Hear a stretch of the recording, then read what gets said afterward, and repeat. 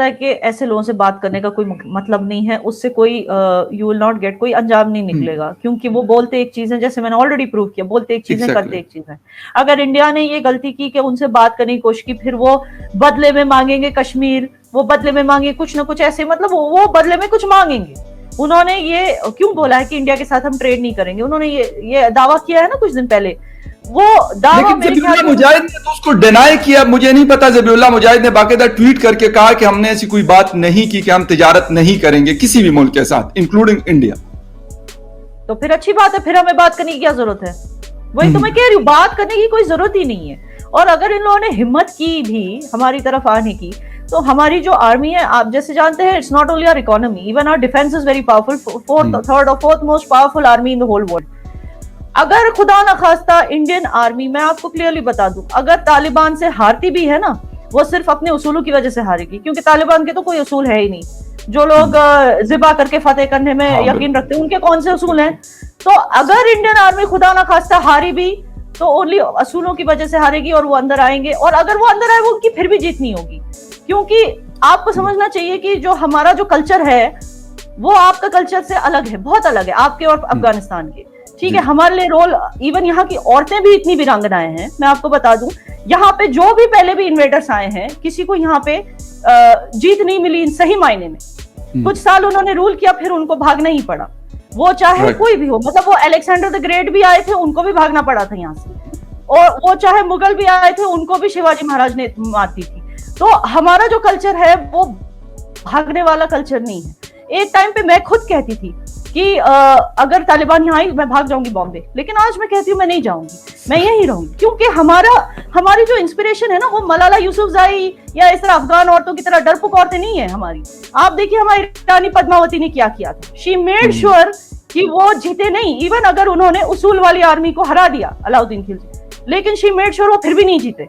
तो हमारी जो इंस्पिरेशन है, वो रानी पद्मावती है, मलाला यूसुफजाई नहीं है। हम भागेंगे नहीं और ना उनको जीतने देंगे। ये बहुत अच्छी बात है और मेरे ख्याल होना भी यही चाहिए। एक 1999 का वाकया, जिस वक्त हिंदुस्तान के एयर इंडिया का जहाज जो है वो हाईजेक किया गया था, और उसके बदले में मसूद अजहर और अहमद जरगर और लोगों के हवाले से बात की गई कि इनको छोड़ा जाए हिंदुस्तान की तरफ से। तो इस तरह की कोई चीज आपको अब भी नजर आती है कि अभी, क्योंकि 2021 है, 1999 22 साल पुरानी बात है, उस वक्त दुनिया और तरह से थी, लेकिन अब 22 साल बाद मेरे ख्याल में बहुत सारी चीजें बदल चुकी हैं, वो हिंदुस्तान में हो, पाकिस्तान में हो। हमारी गवर्नमेंट ने ऑलरेडी ऐलान कर दिया कि अभी कोई भी हाईजैक हो, कुछ भी हो, उनके साथ हम कोई वो नहीं करेंगे, क्या कहते हैं, मतलब there will be no compromise. तो और हर इंडियन को ये पता है, अगर हमारी प्लेन हाईजैक होती, मरने के लिए तैयार है। हम लोग डरने वाली कौम नहीं है, हम पीस लविंग कौम है, मगर डरने वाली कौम नहीं है। बिल्कुल सही है, बिल्कुल। अच्छा, यहाँ ना एक चीज और है कि मतलब कश्मीर, एज ए कश्मीरी मैं आपसे पूछ रहा हूं कि अगर, मतलब क्योंकि इस वक्त पाकिस्तान एफएटीएफ में भी है, मैंने आपको बताया कि वो 1999 की दुनिया नहीं है, 2021 की दुनिया है।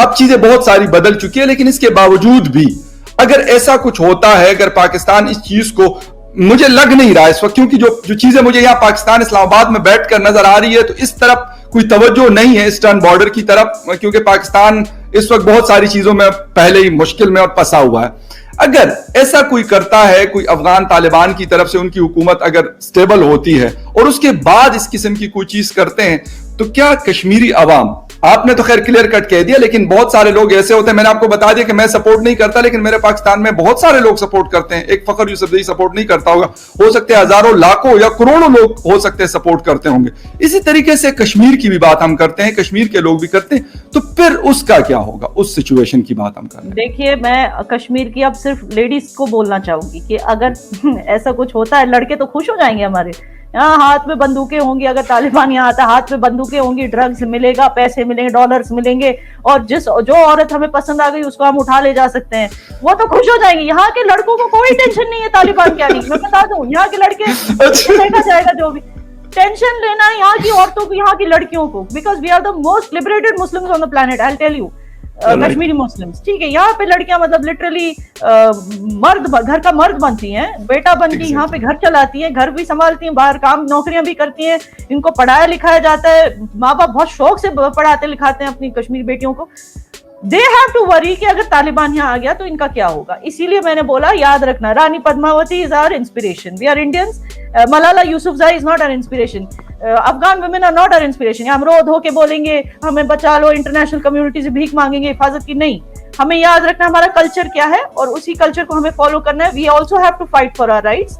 हम ये नहीं बोल सकते कि हर बार हमारी आर्मी आएगी हमें बचाने के लिए, हमें भी अलर्ट रहना पड़ेगा और स्ट्रांग रहना पड़ेगा इस सिचुएशन। नहीं आपने हेलो एवरीवन, हमारे चैनल पे आप सबका स्वागत है। अगर आपने अभी तक हमारे चैनल को सब्सक्राइब नहीं किया है, जल्दी से कर दीजिए